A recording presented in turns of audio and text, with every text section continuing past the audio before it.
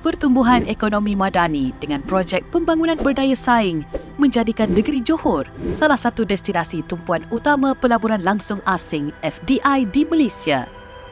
Kawasan perindustrian ini bukan sahaja memberi pendapatan kepada negara dan negeri, tetapi limpahan kemakmurannya turut dirasai oleh rakyat.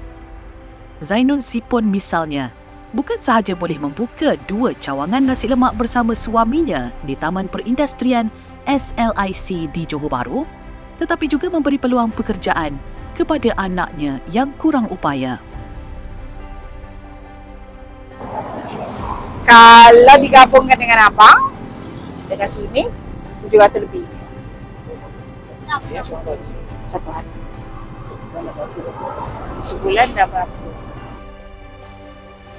Yang kecil tu dah 23 tahun dah bekerja. Tinggal yang tua ni ada sikit. Ya, jadi dia tak boleh bekerja dekat luar lah. Dia boleh kita bantu bekerja macam ni. Kalau dia bekerja banyak, dia bekerja dekat cleaner kan. Semua dibeli orang. Kehadiran kilang asing dan tempatan di kawasan industri merupakan rezeki terpijak kepada pemilik restoran Nura di Sambal Lesung. Selain pelanggan datang makan ke restorannya, Muhammad Saiful Nizam Othman mendapat tender membekalkan beratus pek makanan kepada pekerja di kawasan sekitar. Limpahan ekonomi FDI membolehkan dia mengupah 9 pekerja tempatan. Satu hari lebih kurang dua kali makan, anggaran lebih kurang 300 ke 400 orang satu hari. So itu yang buatkan saya berminat untuk ambil kedai ini lah. Saya gembira lah sebab dia membantu saya. Sebabnya kawasan perindustrian sini boleh dikatakan besar, jadi sekurang-kurangnya ada separuh atau mungkin orang kata 1/4 daripada pekerja-pekerja sini datang makan dekat sini. So dalam masa yang sama saya supply makanan.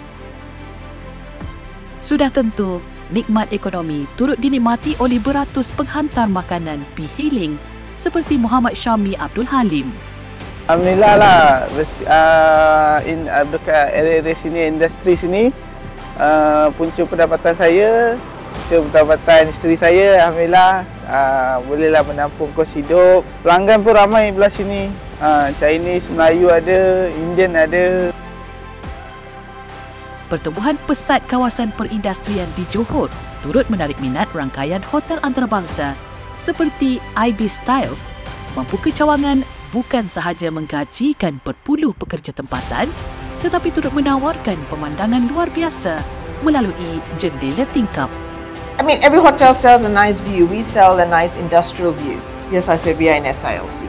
Now, if you look right at the end there, that's Tanjung Pula Passport. Yeah, right further down, you can probably even see the just Johor town there. But this area here has developed. I mean, I've been here since, as I said, 2018, yeah? And now you can see the amount of factories are opening up.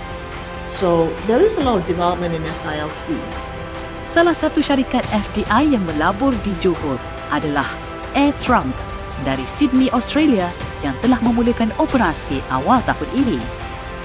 Pusat data hyperskala 150 megawatt dikenali Air Trunk JHB1 bukan sahaja merealisasikan hasrat Malaysia membangunkan hub kecerdasan buatan atau AI, tetapi memberi peluang pekerjaan kepada ramai tenaga mahir tempatan seperti Muhammad Aminuddin Zaidi. Apa yang Air Trunk offer dekat saya is setanding dengan apa yang dapat daripada dekat luar negara. So sebab tu saya memilih untuk bekerja dekat Air Trunk berbanding untuk pergi ke macam overseas Singapore atau Saudi of Arabia, because kalau saya pergi luar then saya akan dapat benda yang sama saya dapat dekat Air Trunk tapi saya jauh daripada family. Wanita tempatan Pei Jet Lin pula dipilih untuk menerajui syarikat antarabangsa ini yang juga bertapak di Singapura, Jepun dan Hong Kong selain Australia dan Malaysia. I think it's an honor to Malaysians as a whole first, because I am Malaysia. I'm very proud that we have foreign investors that are actually contributing to the local economy. And as a woman, I get to stand tall amongst my peers, especially in the data center industry, where it is heavily male-dominated.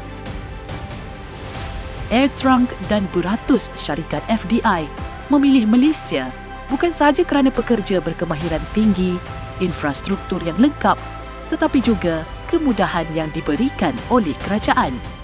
So far, the federal government and the local government, the state government has been very, very supportive of us in terms of their support, in terms of incentives that has been created for foreign direct investments.